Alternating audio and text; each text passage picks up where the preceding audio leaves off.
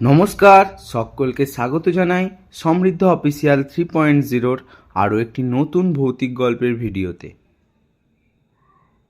আজকের যে গল্পটি আমি আপনাদের শোনাতে চলেছি সেটির নাম হলো শিয়ালদার ভৌতিক ট্রেন। তা সবাই কানে হেডফোন লাগিয়ে বসে পড়ুন গল্পটিকে অনুভব করার জন্য। তা আমি এখান থেকেই গল্পটি শুরু করছি। সন্ধ্যা 7:30, শিয়ালদাহ স্টেশন। প্ল্যাটফর্ম 9-এ একটা লোকাল ট্রেন দাঁড়িয়ে, কিন্তু ট্রেনটা খালি আর অদ্ভুতভাবে নীরব। অন্যান্য প্ল্যাটফর্মে হইচই, যাত্রীদের ছোটাছুটি, হকারদের হাঁকডাক, কিন্তু এই প্ল্যাটফর্মটা যেন অন্য একটা পৃথিবীর অংশ। এখানে দাঁড়িয়ে আছে ট্রেনটা, নাম তার 7:40 কাটোয়া লোকাল। সুমন বছর 30-এর এক যুবক। প্রতিদিনই এই ট্রেনটা ধরে বাড়ি ফেরে। আজ তার দেরি হয়ে গেছে, শেষ ট্রেনটা ধরতেই হবে। সে প্ল্যাটফর্মে পা রাখতেই একটা শীতল বাতাস তাকে ছুঁয়ে গেল। অন্য যাত্রীরা এই ট্রেনের দিকে ফিরেও দেখছে না, যেন এই ট্রেনটা অদৃশ্য। সুমন দেখল ট্রেনটার দরজাটা খোলা রয়েছে। সে তাড়াহুড়ো করে উঠে পড়ল। ট্রেনের ভেতরটা হিম শীতল, একটাও লোক নেই। এটা কোনো ব্যাপার না, কারণ এই স্টেশনে খুব কম লোকই এই ট্রেনটা ধরে। মাঝপথে ভিড় হয়। ট্রেন চলতে শুরু করলো। প্রথম স্টেশন বিধাননগর। ট্রেনটা থামলো, কিন্তু কেউ নামলো না আর উঠলও না। সুমন অবাক হয়ে দেখল প্ল্যাটফর্মের দিকে। অনেক লোক দাঁড়িয়ে আছে, কিন্তু কেউ তার ট্রেনের দিকে ফিরেও দেখছে না।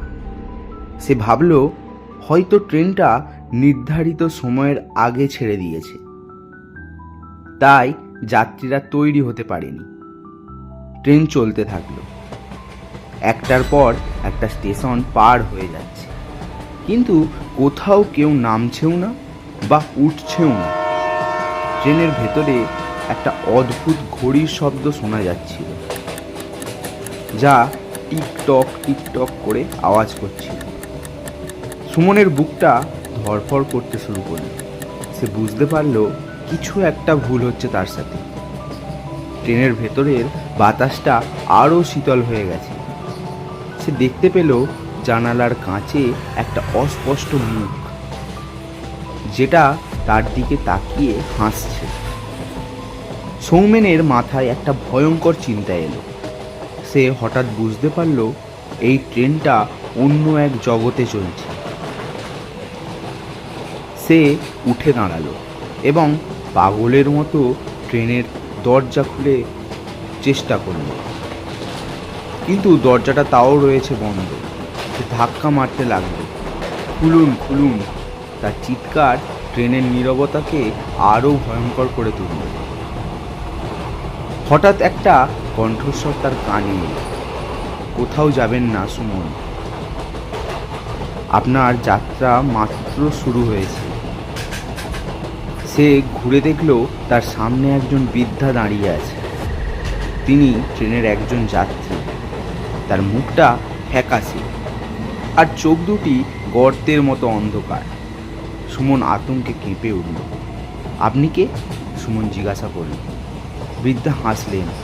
তার হাসিটা ছিল প্রাণহীন। আমি এই ট্রেনের যাত্রী, আমরা সবাই যাত্রী। সুমন দেখতে পেল ট্রেনের প্রতিটা সিটে একে একে ভৌতিক মানুষজন বসতে শুরু করেছে। তারা সবাই তার দিকে তাকিয়ে আছে। তাদের চোখগুলি ছিল অন্ধকার আর তাদের মুখে কোনো অভিব্যক্তি ছিল না।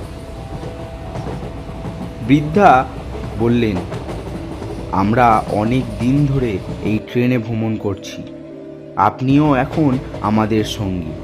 সুমন দেখতে পেল ট্রেনের জানলা দিয়ে বাইরের দৃশ্যটা পাল্টে যাচ্ছে। রাস্তা, বাড়িঘর, গাছপালা সব কিচ্ছু কালো হয়ে যাচ্ছে। সব কিছু ধীরে ধীরে মিশে যাচ্ছে। তার মনে হলো ট্রেনটা কোনো এক অনন্ত অন্ধকারের দিকে যাচ্ছে। তার হৃদয়টা দ্রুত স্পন্দিত হতে শুরু করলো।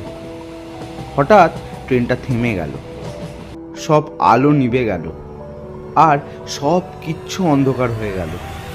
তার কানের কাছে একটি কণ্ঠস্বর এলো, স্বাগতম সুমন, স্বাগতম।